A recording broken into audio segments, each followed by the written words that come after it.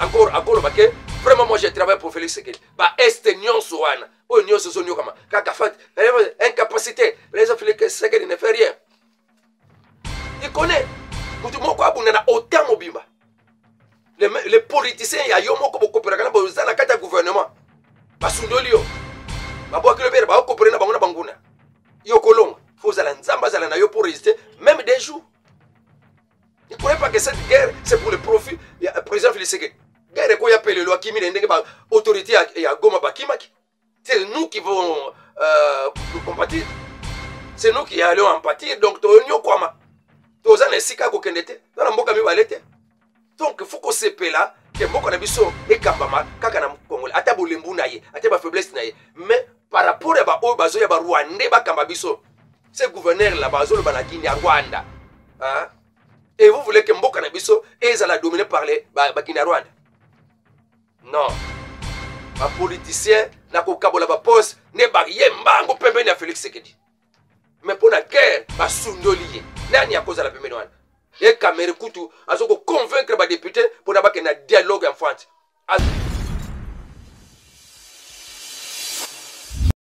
Merci Lisusu na mukolo lelo le 8 février 2025. Ana toza na kati ya chaîne Tindika télévision oyo na sima caméra na kopesa mote na nga papa Kapaya ebele ya batu ba yebete me lobi bokomona ye. Alors papa Nabiso papa Keli mbote ebele pe papa Nabiso rife kisombe na kozanga kotinda bino bambote te na musala kitoko oyo zoko salama. Ngawa bino José Matuvangwa communicateur Mwana Manyanga, communicateur international pour la sakola sango afin que ko tiaba congolais nyoso na actualité à la page de l'actualité na kolobebelete masolo to kobeta lelo nde yango na lingina yebisa bino tozolobela makambo ya situation sécuritaire ndenge ba avion na biso Sukhoi e mataki likolo pona koyeba kobeta munguna M23 sali communiqué tokobeta masolo ya sommet ya lisanga ya bamboka ya CEAC, Communauté économique des États de l'Afrique centrale.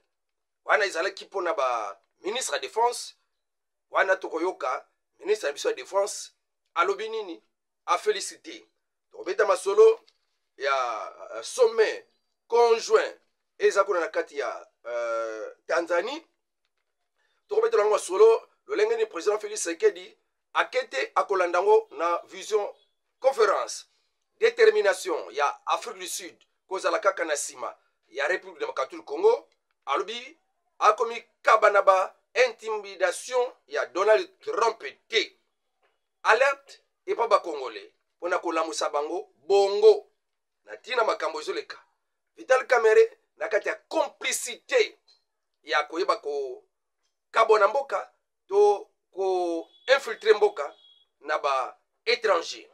Alors nomination na kati ya ba aner pe to kolobela ba arrestation ya ebele déjà ba monani complice na kati ya armée mais ba penza ba haut placé.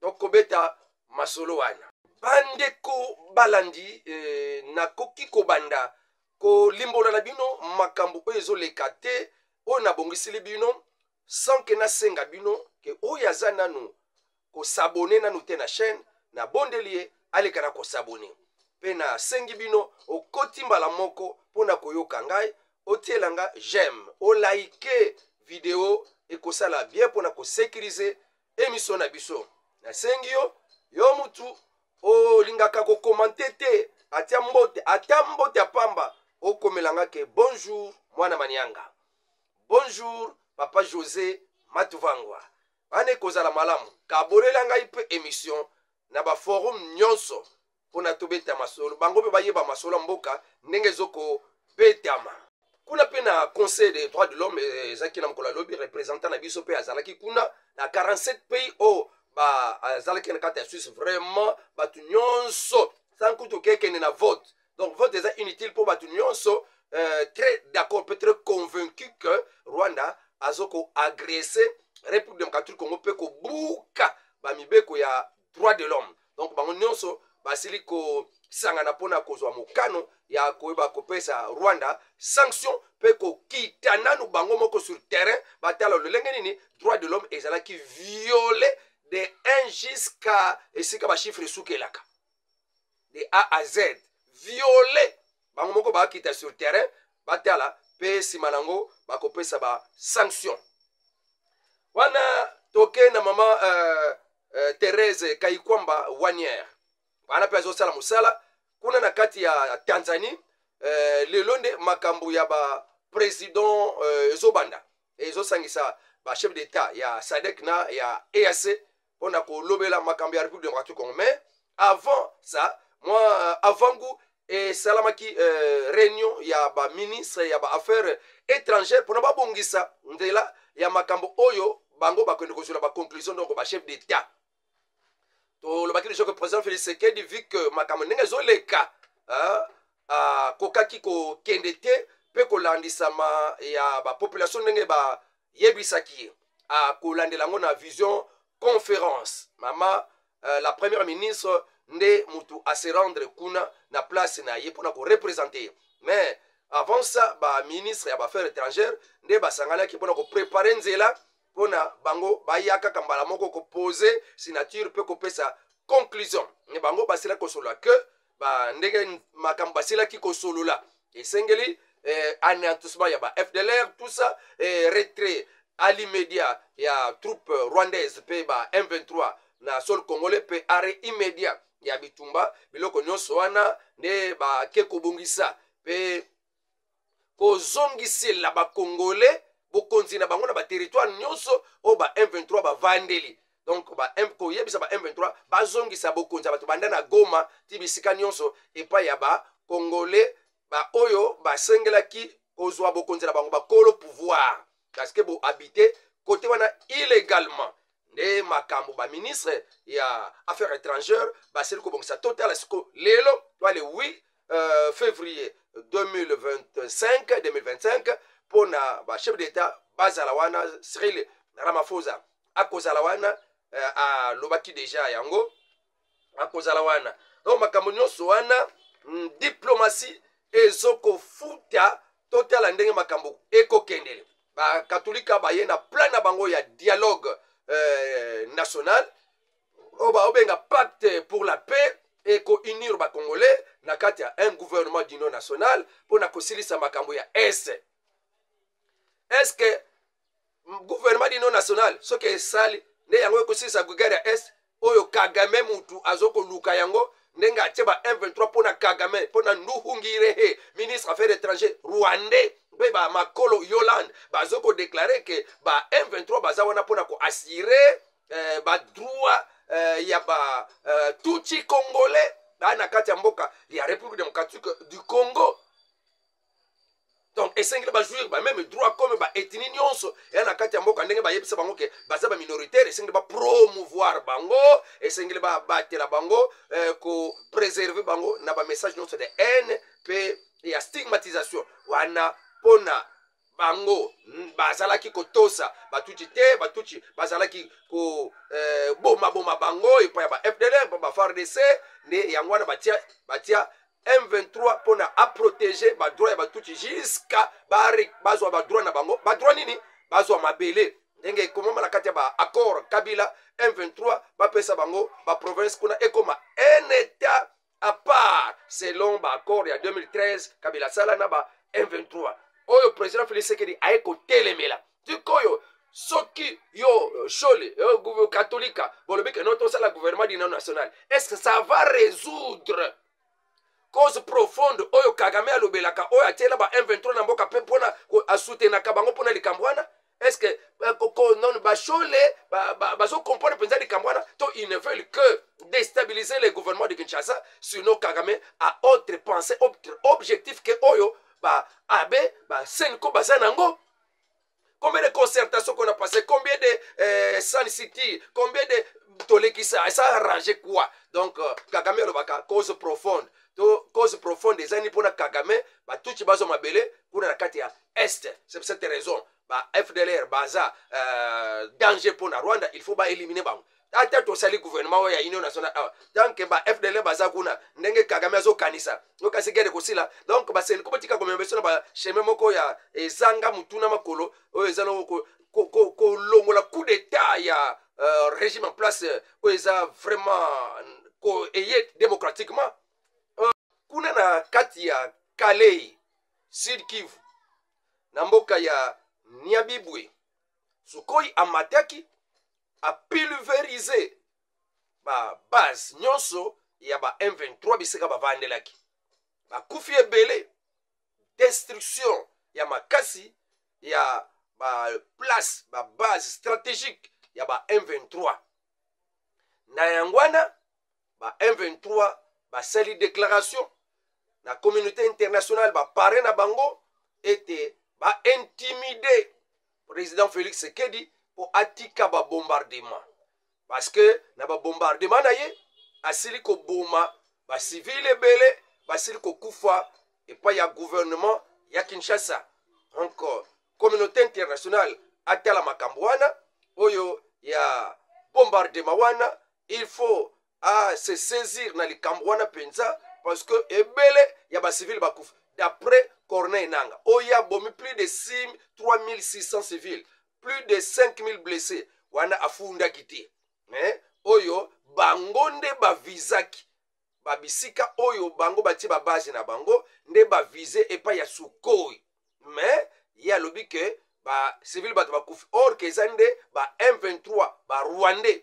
nde bato bakufi tobi ke Rwanda aza pe acculé na rapport moko que ba Rwandais ebele basili kokufa na mabele ya République démocratique du Congo bamusu bakunda bango na ba fausse commune libulu moko etuluku ya bato bamususu bamona bango na ba satellite komema ba bibembe kokunda bango na kati ya Rwanda bamusu bazalaki kutu na bibembe monana kite ba cercle ya pamba ezoko kende soit disant que mutu na bango azawana pe ba famille ebele bakokaki kolela bibembe na bango te bandeko na bango te mais Kagame a démentir jamais eloko wana esalama te na kati ya Rwanda azoko niye kutu présence ya armée rwandaise na mabele ya République démocratique du Congo mais ba famille ebele basili kopesa ba témoignage una na Rwanda lolenge nini batu na bango bakende bitumba bazo bango na makasi mais bazonga te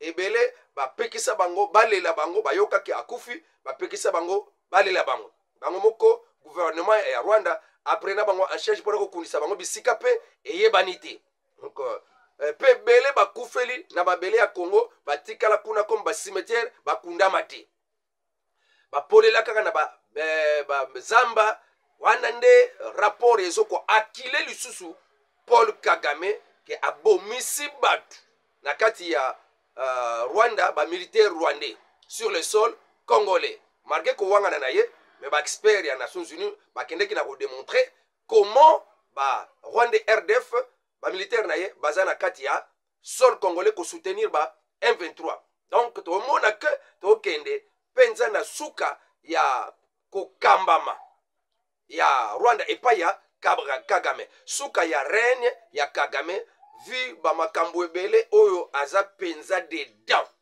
voilà diplomatie et zokofuta na République démocratique du Congo parce que na bitumba otozanango to bunda na Rwanda te na Kagame te na Nanga te na Bertrand Bisimwa te baka bana bitinda eza guerre ya procuration to benga kango donc eza na batu mususu nde bazoko tinda yango nena yangwana pona kolonga yango esengeli kaka diplomatie e mata makasi nde diplomatie e mataki to kotiti na kati ya conseil ya droit de l'homme evandaki kuna na kati ya Suisse to keti na conseil ya sécurité to fundi Rwanda pe ko dénoncer ba oyo baza sima ya Rwanda même na parlement européen vraiment makambu ya diplomatie congolaise et matiti likolo à tel point que ba manifestation et salamaki na bamboka ebele d'ailleurs na Bruxelles ba bongisa sous marche samedi zoya le 15 février pona ka ko telemela agression rwandaise pe complicité internationale pona ko kufa ya ba congolais na est ya République démocratique du Congo ti na kati États-Unis ba marche salami na kati ya France ba marche salami mpe suki wana te bacanada bamboka ebele bacongolais badiaspora bacongolais na biso batomboki na biso moko mpe awa malgré bapekisili biso tosala bamarshe wana te. Mais en tout cas diplomatie ezokofuta tobi ke papa oyo toyebaka ye penza te kombo na ye ministre aza vice ministre ya défense papa Samuel Adubango Awosho nde kombo na yango wana Samuel Adubango Awosho ye vice ministre oyo ya défense mpo bazalaki na sommet moko esangisaki bamboka nyonso ya CEEAC oyo tobengaka communauté économique des états de l'Afrique centrale. Bazalaki bango pe na kati ya sommet me esangisaki baministre ya défense mpona kotala situation ndenge ezoleka na République démocratique du Congo avant oyo eza lelo kuna na kati ya Tanzanie.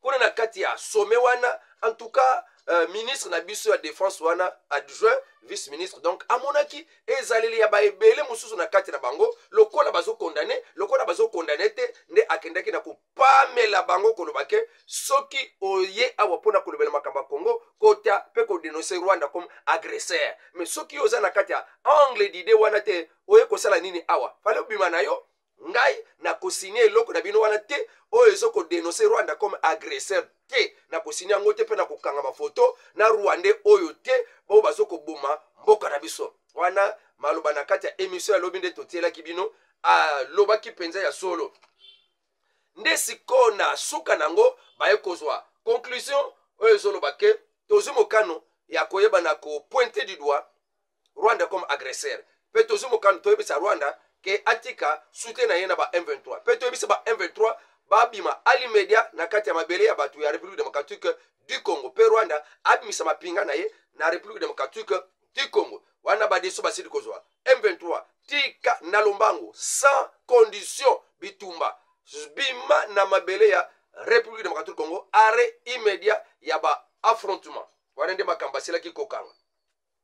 Alors CEEAC basili ko reconnaître Rwanda comme pays agresseur na République démocratique du Congo pe bazoko exiger retrait sans condition ya ba troupe ya RDF donc armée rwandaise na sol congolais pe na ba M23 ba cesser immédiatement ba offensive na bango na mabele ya République démocratique du Congo pe ba quitter territoire oyo ba quitter na ba territoire o basili ko occuper illégalement ba condamné ba activité ba misala nyonso M23 bazoko buka makamba ba droit de l'homme ba viole nyonso en tout cas CEAC basili ko condamné bizaleli ya M23 pe ko brouiller ba espace aérien ya République démocratique du Congo surtout na aéroport ya Goma oyo bango basili ko réitérer pe demande na bango lolenge ya Royaume-Uni basili ko yebisa M23 alimedia basila ko longola ba bruit na bango likolo ya aéroport ya Goma pona ko zongela ba activité. Voilà un peu sur makambo ya CEAC oyo ministre na biso Samuel vice-ministre ya défense akendeki na ko défendre vraiment il a parlé sur que soko lingi landaka na émission la tiaki lobi na bapokwa nde oko yoka yango. Président ya Afrique du Sud Ramaphosa tango a salaki discours à la nation nde a silaki koloba na kati discours na yeke je ne me laisserai pas intimider par les États-Unis, principalement par Donald Trump, où il y a menacé de sanctionner. Mboka na biso ya Afrique du Sud pona tozoko botola ba mabele ya ba mindele tout ça d'après nzoka eza nango échappatoire cause eza côté musu parce que moi déjà mbidinga eza entre Rwanda na Afrique du Sud parce que Rwanda a selaki koboma 14 militaires ya ba sud-africains na mabele ya République démocratique du Congo na guerre ezoleka na kati ya SM. Afrique du Sud dans le bisoki o mekili su koboma moko eza déclaration de guerre. En tout cas, Afrique du Sud a renforcé sous équipe na kati ya République démocratique du Congo et sali kobanga et pas ya Rwanda nde agangi et pas ya ba pare na ye alors bapare États-Unis akomi komenace Afrique du Sud mpona kolembisa ye afin que Afrique du Sud abimisa batroupe na ye na kati ya SADC ndenge Namibie na kobanga mpe asili kosala yango. Afrique du Sud alobi nakozala intimidé te. Or en Afrique ntango tozokolobela Afrique du Sud c'est BRICS tozolobela. Alors toyebi ke SADC aza nsima ya République démocratique Congo ndenge nalobaki lobi EAC ani na nsima ya Rwanda. Soki tokontinue na baconflit ya boye ekokoma nango régional mpe ntango ezokokoma régional ezokoma mpe mondial. Donc deux blocs ezokose dessiner. Alors totika biloko wana meme CEAC lobi ke ngai naza mpona biloko wana te. Rwanda abimisa batroupe ne na kati ya République démocratique du Congo. Pourquoi pas EAC asalela mpe eloko wana? Mais projet eza ke CAC nyonso baza batuchi et il y a toujours un projet de longtemps que RDC d'après un pasteur azalaka na Goma azoteya batuchi na kati église na ye ke biso batuchi baza lokola bana Israël ke mboka ya RDC ne epesemela bango kana na bango, donc faut envahir biso. Voilà déjà ba penser batwana ebele ba sepela.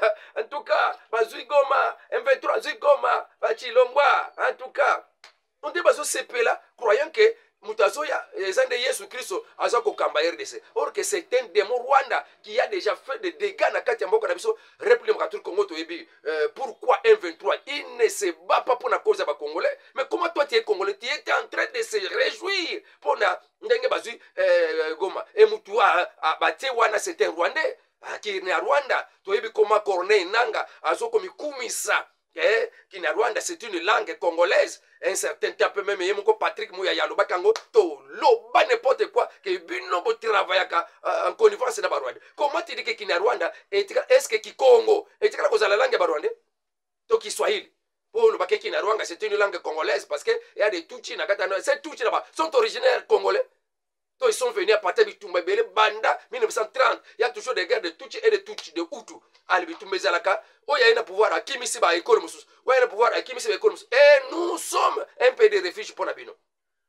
Et bonoba comme ça mouya bino ndenge botola Éthiopie ba Somalie botola boyeko botola pe bamboke belé siko pona bino ba nilotique malgré bouta na Abraham na bouta na muta Israël akenda kati ren boyeko sangwa ren de Midian babota na Salomon auta na Afrique baboti na Salomon wana ale azonga kana mwana te na Afrique tango zonga na mwana wana sikoyo ne babotaka na Salomon mwana wana ale ba génération no sona bavandeli lelo ya Nil yango babenga ba nilotique place zate babandi ko kita en masse ne babota maka bazaka mama yele lenge Salomon zaki mayele yango ba yeko envahir Rwanda batu babengani ba Hutu siko babande kwa néantir ba Hutu. Pourquoi ne pas dire que Hutu bosole na ba Tutsi mais il faut ko boma bango parce qu'il y a déjà un plan, il y a quoi anéantir, et c'est comme cela. Congolais foyer Bakake, le plan qui a été fait, c'est éliminer les Bantous et installer les Tutsi. Tutsi Power Yo Kakanasang. Ozo Sepela M23 ya. Et qu'est-ce qui s'est fait à Goma? Élimination déjà. Et ils ont besoin d'écouler, éliminer Batunios pour l'installer. Na peuple Moussous, o Sepela. Mawanayo. Et tiens. Subira la conséquence. Yo kanzitango kwa yo bakutona yo mutanin yo mutafail yo mutaboye. Quand il est bantu au kokende et so basili si bakokende Angola bakokende Brazzaville et Afrique centrale nous se faisait la remplie de tout d'après ba tout power na ba. Donc cause la simabilo ko nati. Nanga c'est seulement un pio bako boma et bele ba yakina kabila les pères ba congolais véritable bazawap ba boma bomba bangot yo kasinde tang ba koyande opposition to pèse le pouvoir allez fallait to pèse le pouvoir c'est seulement mais des étrangers les congolais seront des esclaves na kati mboka na bango pire encore au mona ndenge dictature rezole kakuna na kata Goma nani o akokene meeting te il a la mort punition muso ezate la mort comme nous bozo sepela otuna bato Goma o bazo subir wana. Non, s'il y a un régime, et c'est la vente n'est pas, il fallait Félix Tshisekedi. Régime et dictature, wana toko benga okutudini. Non. L'Afrique du Sud, je ne me laisserai pas intimider par les États-Unis. En tant que pays, nous avons le devoir de soutenir les nations africaines dont la solidarité et le soutien matériel ont contribué pour assurer notre libération. Afrique du Sud mutaloba ke bango pe bambo kwana biso tozalaki na minoko na pasi na ba soutien matériel na bango basunga ki biso bango pe tang baza na pasi to na droit ya kusunga bango. Alors Alors, biso, tozo ko réitérer soutien à biso au peuple de la RDC afin qu'il puisse jouir de la paix et de la sécurité qu'il mérite. Voilà, déclaration, il y a président et à Afrique du Sud. L'espace aérien et aéroport Nabiso ya Goma qui bruyait avec moyen qui était moyen matezate et pas y a M23. Et na yangwana aéroport de Goma qui incapable à fréquentation y a avion jusqu'aujourd'hui. Bamboka ibele CEAC basengi même Royaume-Uni basengi à l'immédiat réouverture ya aéroport pour évacuer quand même peu moi couloir alimentaire et ça la manaba oyo baza délaissé na kati ya Goma. Alors communauté internationale mutasungi bango basala bilo bango biloka ko brouiller espace aérien balingi bazolango wapi. C'est la communauté internationale, les États-Unis. Oh, Trump rien qui ne change dans la politique des États-Unis. Nous sommes États-Unis mutazo encourager que bembe zala elingwana. Alors maintenant c'est eux-mêmes encore qui viennent comme rapport dans les Nations Unies que tala bakufi boy. Bango moko bazolo bape M23 longola, on dirait que M23 muta inventa kiam. Mais ça ezaka moyen ya ko se cacher. Et ça passe comme on a congolais bazo se perd M23 bazigoma. C'est comme si c'est vraiment un sujet de joie. Mais eza ko zanga ko yeba. Pe ko zanga ko tanga. Biso ki vi na eza limité wana. Otanga nanu avenir o uta wapité. Okoyeba importance éviter. Et si ka Congo uta, pourquoi nani oya kufa? Lumumba akufa pour nani? C'est pour délivrer le Congo. Bébélé peut pas Congolais sacrifier. Sa mort a été sacrifiée par plusieurs Congolais. Tekaye par plusieurs Congolais. Mais à lobby, même quand Sokinga la kufa, bino bokotika la défendre ma belé. Donc si bitumba yonde bitumba en profit Félix Sekedi bitumba zo bunda ke ba nyonso basundolié. Tant vous avez partagé ma pouvoir, ma poste, yoka, je suis pour le président, je suis pour Félix Sekedi. Mais quand il s'agit de défendre le pays, homme politique il y a Est Bazawap. Fati atikele moko la kobunda. Même belé kuta na kati ba cabinet na ye ba sundoli. Ba homme politique nani oya kobi msamutu lelo alobake je suis derrière le président Félix Sekedi à 100%. Ben bato mona mutazo tambola kaka pona koluka bato bakota na kati ya armée. Qui de plus encore ndenga bambi pesa ina campagne. Qui de plus encore akolo bake vraiment moi je travaille pour Félix Sekedi. Ba est nyonso wana. O nyonso so nyokama. Kaka fat incapacité. Les Félix Sekedi ne fait rien. Tu connais mutu moko abuna na autant mobimba. Les politiciens ya yo moko bokopera ba uzana kati ya gouvernement. Basundolio. Ba boa kilo bere ba okopera na banguna banguna. Yokolong, faut la nzamba zala na yo pour résister même des jours. Ne croyez pas que cette guerre c'est pour le profit du président Félix Sekedi. Guerre ko ya pele lo akimi ndenge ba autorité ya Goma bakimaki. C'est nous qui vont compatir. C'est nous qui allons en pâtir donc to nyo kwama. To za na sika ko kendete, na mboka mi balete. Donc il faut qu'on se pela que mboka na biso e kambama kaka na Congolais ata bolembu na ye, ata ba faiblesse na ye. Mais par rapport à ba bazo ya ba Rwanda ba kambabiso ce gouverneur la bazo le banakini à Rwanda hein? Et vous voulez que mboka na biso ezala dominé par les ba Rwanda? Non, ba politicien na ko kabola ba poste ne ba yembango pembeni ya Félix Sekedi. Mais pour la guerre ba sundolié nani a cause la pembeni wana et Kamere Kutu azoko convaincre ba député pour na ba que na dialogue enfant. Azoko déranger mes tuyaux congolais. En tout cas, les M23 sont déjà à côté de Bukavu. Mais chef, il y a 3e zone de défense. À Tambouli, la Bamboka Nyoso au caméra, le Baki, c'est habité, c'est occupé déjà par les M23. Papa Masunzwa, Tambouli na équipe naye, na Bamboka Nyoso wanati, na Bakatala wana. Où ils apportent à Bukavu. Rien, pas de ça contrôle.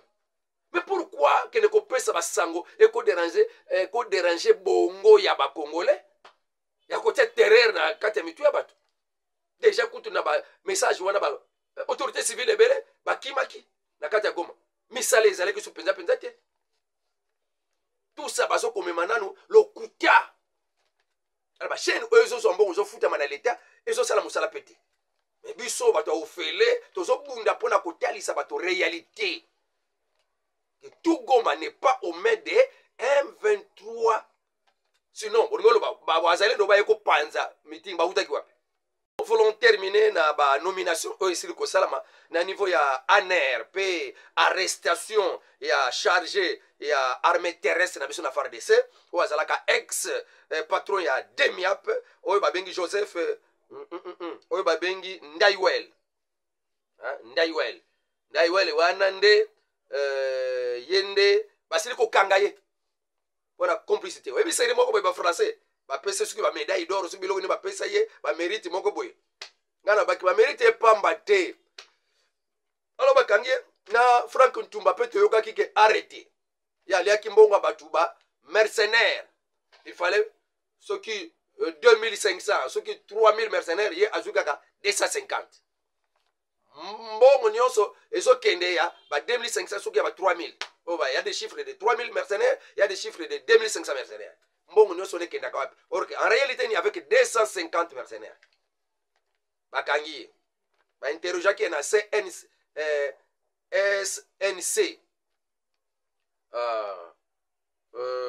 tokende na bato ba nommé Joseph Kalambay Mpoyi. Il va être nommé administrateur général adjoint dans makambo ya renseignement. Louis Mwenze, administrateur principal, mais à cause de la chef, il y a département, il y a service intérieur. Augustin Tumba, il est nommé administrateur général, mais à cause de la chef, il y a département, il y a service extérieur.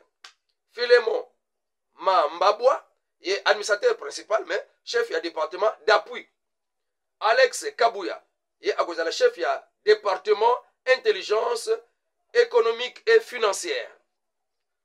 Ok, on a une nomination. Oisili koya na mukolo ya lobby na butu. Ok, nzambe abati la mutu nyonso asili koyo kangaye. Likez l'émission. Si vous n'êtes pas encore abonné, abonnez-vous. Et je vous en prie, partagez et commentez. Avec Dieu, nous ferons des exploits. Au revoir. À la prochaine.